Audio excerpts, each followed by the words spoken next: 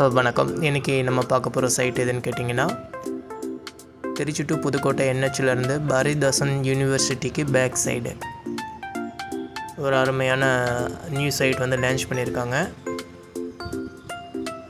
நல்ல கிரவுண்ட் வாட்டருங்க.